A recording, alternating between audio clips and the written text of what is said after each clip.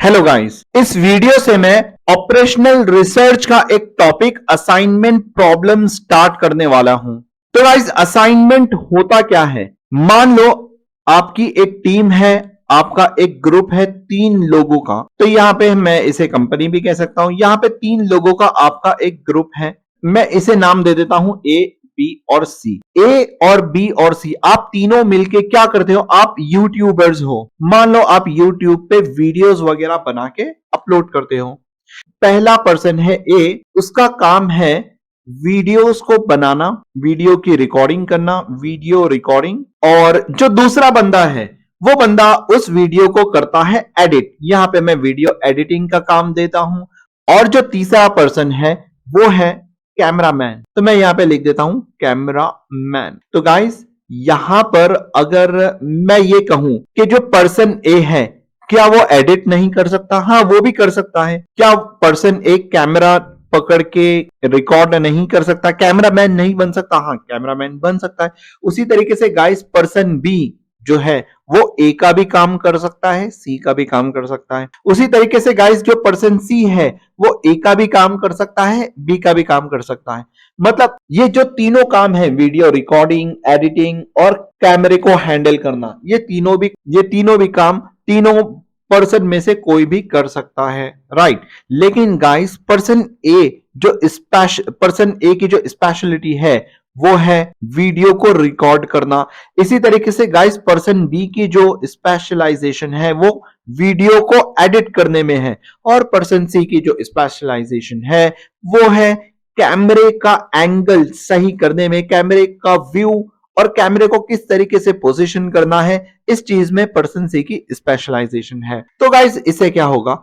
अगर इस पूरे काम को हम डिवाइड कर देते हैं 3 लोगों में, तो अकॉर्डिंग टू देयर स्पेशलाइजेशन, तो गाइस इसमें क्या होता है? पर्सन ए अगर वीडियो रिकॉर्ड करेगा तो वो इस काम को करने में बहुत ही कम टाइम लेगा और वो ज्यादा से ज्यादा वीडियो रिकॉर्ड कर पाएगा। इसी तरीके से पर्सन बी, जिसकी स्पेशलाइजेशन है एडिटिंग में, अगर वो एडिट करेगा तो इस काम को करने के लिए वो बहुत कम टाइम लेगा और बहुत ही अच्छी क्वालिटी की वीडियो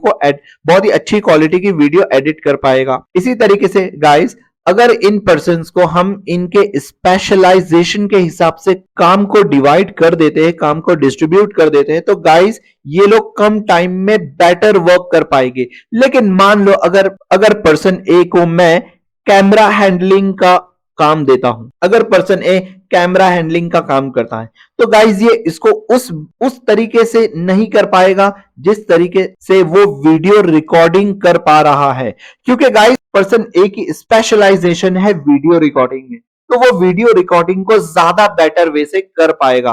तो गाइस, ये असाइनमेंट प्रॉब्लम जो है हमें ये सिखाता है कि हमें कौन सा काम किस पर्सन को देना है या किस पर्सन को असाइन करना है, ताकि हम हमारा कॉस्ट कम कर सके, प्रॉफिट बढ़ा सके और हमारा टाइम कम कर सके, कम से कम टाइम में हम काम कर सके, ज्यादा से ज्यादा प्रॉफिट बना सके। तो गाइज, ये था basic concept about assignment problem.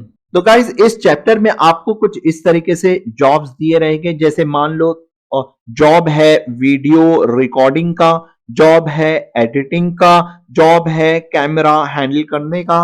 और आपको यहाँ पे कुछ पर्सन्स भी दिए रहेंगे। मान लो पर्सन ए है, पर्सन बी है, पर्सन सी है। अब जरूरी नहीं कि आपको यही जॉब हो, वीडियो रिकॉर्डिंग का, एडिटिंग का। जॉब कोई भी हो सकते हैं और जरूरी नहीं कि यहाँ पे पर्सन हो, यहाँ पे कुछ भी हो सकता है। यहाँ पे हो सकता है टाइम, यहाँ पे हो सकता है एनीथिंग, कुछ भी यहाँ पे हो सकता है। और गाइज, यहाँ पे आपको दिया जाएगा या तो कॉस्ट रहेगा, या तो रुपीज रहेगा, या तो टाइम रहेगा। अगर गाइज टाइम है तो आप उसको मिनिमाइज करोगे, और अगर मिनिमाइज यानी कम से कम करोगे, और अगर प्रॉफिट है गाइस, प्रॉफिट है तो आप उसको मैक्सिमाइज करोगे, बढ़ाने की कोशिश करोगे। और अगर कॉस्ट है इसी तरीके से, तो आप उसको मिनिमाइज करोगे। इसका मतलब गाइस, असाइनमेंट प्रॉब्लम में 2 टाइप की प्रॉब्लम्स होती हैं। एक है मैक्सिमाइजेशन प्रॉब्लम और एक है मिनिमाइजेशन प्रॉब्लम। तो गाइस, मैक्सिमाइजेशन कौन सी होती है? जहां पे आपको प्रॉफिट दिया गया तो आप उसे ऑब्वियसली बढ़ाओगे, और इसके अलावा अगर सेल्स की बात होती है तो आप सेल्स को बढ़ाना चाहोगे। इसी तरीके से गाइस मिनिमाइजेशन की जो प्रॉब्लम है उसमें आता है कॉस्ट, आप उसे कम करना चाहोगे, और होता है टाइम, आप उसे भी कम करना चाहोगे। लेबर आर, जो लेबर लगते हैं आपके काम करने के लिए, तो आप उसे भी कम करना चाहोगे ताकि खर्चा ही कम हो। तो गाइस असाइनमेंट प्रॉब्लम दो तरह की है, लेकिन असाइनमेंट प्रॉब्लम को सॉल्व करने के लिए हमें मैक्सिमाइजेशन की प्रॉब्लम को कन्वर्ट करना होता है मिनिमाइजेशन की प्रॉब्लम में। आप मैक्सिमाइजेशन की प्रॉब्लम को विदाउट मिनिमाइजेशन में कन्वर्ट किए असाइनमेंट प्रॉब्लम को सॉल्व कर ही नहीं सकते हैं। तो गाइज यहां पर बेसिक कॉन्सेप्ट मैं आपको समझाता हूं। जो भी आपको प्रॉब्लम दी रहेगी आप उसे स्टार्ट करोगे, और आप सबसे पहले चेक करोगे, जिस तरीके से यहां पे मैंने टेबल बनाया है, जिस तरीके से यहां पे मैंने टेबल बनाया, यहां पे मैंने बनाया वीडियो रिकॉर्डिंग का, एडिटिंग का, कैमरा हैंडल का, ए का, बी का। तो यहां पे मैं टेबल दोबारा बना लेता हूं। गाइस कुछ इस तरीके से टेबल बनेगा, और यहां पे कुछ वैल्यूज आएगी। मान लो यहां पे मैं लिख देता हूं ए बी सी, मैंने यहां पे लिखा है ए, यहां पे लिखा है बी, यहां पे लिखा है सी, और उसी तरीके से यहां पे मैं लिखता हूं पी क्यू आर एस, यहां पे कितनी भी वैल्यूज हो सकती है। तो गाइस स्टार्ट करने से पहले आप चेक करोगे कि आपका जो कॉलम है, आप यहां पे कितने कॉलम है, यहां पे 3 कॉलम है, तो आपके जो कॉलम है वो इक्वल है यानी आपके रो के। गाइस यहां पे आपकी रोज कितनी है, 1 रो, 2 रो, 3 रो, और ये है 4 रो। तो गाइस बेसिकली यहां पे आपको चेक करना है कि रो और कॉलम इक्वल है या नहीं, क्योंकि गाइस जो मैट्रिक्स होता है, मान लो मैं ये एक मैट्रिक्स बनाता हूं, इसे हम कहते हैं मैट्रिक्स। यहां पे मैं लिखता हूं 1 2 3, यहां पे लिखता हूं 1 4 5। तो अगर इस मैट्रिक्स की मैं बात करूं तो यहां पे रोज कितनी है, 1 रो, और ये है दूसरी रो। और गाइस यहां पे कॉलम कितने, तो कॉलम वर्टिकल होते, यहां पे एक कॉलम, ये दूसरा कॉलम, और ये तीसरा कॉलम। तो गाइस यहां पे कॉलम मुझे मिल रहे हैं 3, और रोज मुझे मिल रही है 2। तो असाइनमेंट प्रॉब्लम में जो मैट्रिक्स होता है, जो टेबल होता है, उसमें रो और कॉलम इक्वल होना चाहिए। तो गाइज इसे हम मैट्रिक्स कहते हैं। हम सबसे पहले लिखते हैं रो और फिर लिखते हैं कॉलम। तो गाइज यहां पे रो है 2 और कॉलम है 3। तो ऐसे क्वेश्चन को सॉल्व करने के लिए गाइज हमें यहां पे कमी किस बात की, यहां पे एक रो कम है। अगर दोनों को इक्वल करना है, रो को और कॉलम को अगर मुझे इक्वल करना है, तो गाइज दोनों सेम होना चाहिए। तो मैं 3 में से एक कम तो नहीं कर दूंगा, लेकिन मैं इस 2 में एक बढ़ा दूंगा। तो गाइस बहुत ही सिंपल है, 1 2 3, और यहां पे लिखता हूं 1 4 5। मेरे पास एक रो की कमी है, मेरे पास एक रो की कमी है, तो उस रो को मैं कैसे फिल करूंगा, मैं एक डमी रो बना लेता हूं जहां पे मुझे सिर्फ 0 0 लिखना है। तो गाइस इस तरीके से मेरे पास 3 रो हो चुकी है, और 3 कॉलम तो ऑलरेडी है। तो इस तरीके से मैंने रो को और कॉलम को इक्वल कर दिया है। तो गाइस जब भी आप असाइनमेंट प्रॉब्लम्स में क्वेश्चन को सॉल्व करोगे, तो रो और कॉलम अगर इक्वल नहीं है तो आपको इक्वल बनाना पड़ेगा, और अगर इक्वल है तो इक्वल बनाने की तो कोई जरूरत नहीं है, आप सीधा नेक्स्ट स्टेप पे चले जाना। तो गाइस इस चैप्टर में असाइनमेंट प्रॉब्लम्स में हम सिर्फ और सिर्फ मिनिमाइजेशन की प्रॉब्लम को ही सॉल्व करते हैं। अगर क्वेश्चन मैक्सिमाइजेशन का है तो उसे कन्वर्ट करना पड़ेगा मिनिमाइजेशन में, और मिनिमाइजेशन में कन्वर्ट करने के बाद फिर उस प्रॉब्लम को हम सॉल्व करते हैं।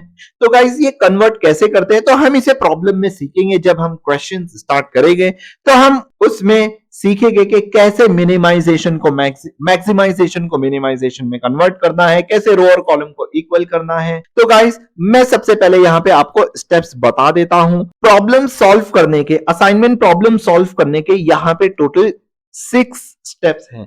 सबसे पहला स्टेप बहुत ही सिंपल है, बैलेंसिंग चेक करना है कि रो और कॉलम इक्वल है या नहीं। अगर इक्वल है तो कोई प्रॉब्लम नहीं, हम स्टेप 2 पे बढ़ जाएंगे, और अगर इक्वल नहीं है तो गाइस यहां पर आपको इक्वल करना पड़ेगा। अब है step number 2, check for minimization, क्योंकि असाइनमेंट प्रॉब्लम में तो हम सारी प्रॉब्लम्स मिनिमाइजेशन की ही सॉल्व करते हैं। तो अगर मिनिमाइजेशन की प्रॉब्लम नहीं है तो हमें कन्वर्ट करना पड़ेगा, हमें उस मैक्सिमाइजेशन की प्रॉब्लम को कन्वर्ट करना पड़ेगा मिनिमाइजेशन में। तो गाइस मिनिमाइजेशन में कौन कौन सी प्रॉब्लम हो सकती है? कॉस्ट की है और लेबर आवर की, मशीन आवर्स की, टाइम की। तो अगर प्रॉब्लम मिनिमाइजेशन में है तो हम स्टेप नंबर 3 को फॉलो करेंगे, और अगर प्रॉब्लम मैक्सिमाइजेशन की है तो सबसे पहले हम उसे कन्वर्ट करेंगे मिनिमाइजेशन पे, and then we will proceed to step number 3। Step number 3 क्या है? रो को मिनिमाइज करो। तो गाइस रो को मिनिमाइज किस तरीके से करते हैं? मान लो ये एक रो है, मैं यहां पे एक रो बना लेता हूं, 2 5 4 6 9, ये रो है, ठीक है। अब उसके बाद मैं एक और रो बना लेता हूं, 1 5 9 4 6। तो गाइस रो को मिनिमाइज करने के लिए हम इस रो में से सिलेक्ट करेंगे सबसे छोटा नंबर। सबसे छोटा नंबर क्या है? 2। तो मैं क्या करूंगा, नेक्स्ट स्टेप में इस 2 में से 2 को माइनस करूंगा, 5 में से 2 को माइनस करूंगा, 4 में से 2 को माइनस करूंगा, 6 में से 2 को माइनस करूंगा और 9 में से 2 को माइनस करूंगा। मतलब मैं लेता हूं सबसे छोटा number, take least value from row. Row में से मैंने सबसे छोटा नंबर लिया and subtract it from that row. मैं उसी रो में से इसको सब्ट्रैक्ट कर लूंगा। इसी तरीके से गाइस कॉलम मिनिमाइजेशन भी कुछ इसी तरीके से होता है। अगर मैं इसे कॉलम में लिखता हूं 2 5 4 6 9 और यहां पे लिखता हूं 1 5 9 4 6, तो गाइस इस कॉलम में सबसे छोटा नंबर है 2। तो मैं यहां पे क्या करूंगा, 2 - 2 5 - 2 4 - 2 6 - 2 9 - 2। इसी तरीके से इस कॉलम में सबसे छोटा नंबर है 1, तो मैं यहां पे करूंगा 1 - 1 5 - 1 9 - 1 और 4 - 1 6 - 1। इसका मतलब take least value from column. इस कॉलम, अगर इस कॉलम की बात कर रहा हूं तो इस कॉलम में जो सबसे कम वैल्यू है, लीस्ट वैल्यू है, उसे ले लो and subtract it from that column, और उसी कॉलम से इसको सब्ट्रैक्ट कर दो। तो गाइस स्टेप नंबर 3 और 4 बहुत आसान है, जिसमें हमें रो मिनिमाइजेशन करना है, कॉलम मिनिमाइजेशन करना है, और उसके बाद यहां पे स्टेप नंबर 5 आता है टेस्टिंग ऑफ ऑप्टिमैलिटी। तो गाइस हमें यहां पे ऑप्टिमल सॉल्यूशन को टेस्ट करना है। तो गाइस कैसे टेस्ट करना है? Number of lines should equals to matrix size. तो गाइस मैट्रिक्स साइज तो मैंने आपको यहां पे बता दिया है। मैट्रिक्स साइज क्या होता है? मान लो एक मैं मैट्रिक्स बनाता हूं 1 2 1 5। तो गाइस यहां पे मैं चेक करूंगा नंबर ऑफ रोज कितने हैं। नंबर ऑफ रोज है रोज 1 और 2, तो नंबर ऑफ रोज हो गया 2। नंबर ऑफ कॉलम्स कितने हैं? 1 और 2, तो गाइस नंबर ऑफ कॉलम भी 2 है। तो 2 बाई 2, इसे हम कहते हैं 2 बाई 2 का मैट्रिक्स। तो मैट्रिक्स साइज यहां पे हो गई 2। इसी तरीके से गाइस मैं एक एग्जांपल और देता हूं आपको। मान लो मेरे पास ये मैट्रिक्स है, मान लो मेरे पास ये मैट्रिक्स है 1 2 3 1 2 3 4, यहां पे 1 2 3 4। अब गाइस चेक करते हैं रोज क्या है। रोज है यहां पे सिर्फ 2, और गाइस कॉलम को चेक करते हैं ना, यहां पे क्या है 1 2 3 4। तो यहां पे हमारे पास 4 कॉलम्स है और 2 रोज है। सबसे पहले हम रोज को लिखते हैं 2 रोज मल्टीप्लाई बाय 4 कॉलम्स। तो गाइस क्या दोनों सेम है, दोनों इक्वल है? नहीं। तो यहां पर मैट्रिक्स साइज आप नहीं ले सकते हो, आपको सबसे पहले इसे बैलेंस करना पड़ेगा। तो मैट्रिक्स साइज या तो होगा 2 बाई 2, मतलब रोज और कॉलम सेम होने चाहिए, तभी आप मैट्रिक्स साइज को निकाल सकते हो। अगर 2 बाई 2 है तो यहां पे आप सिंपली 2 लिख दो, मैट्रिक्स साइज 2 है। अगर 3 बाई 3 है तो सिंपली मैट्रिक्स साइज 3 है।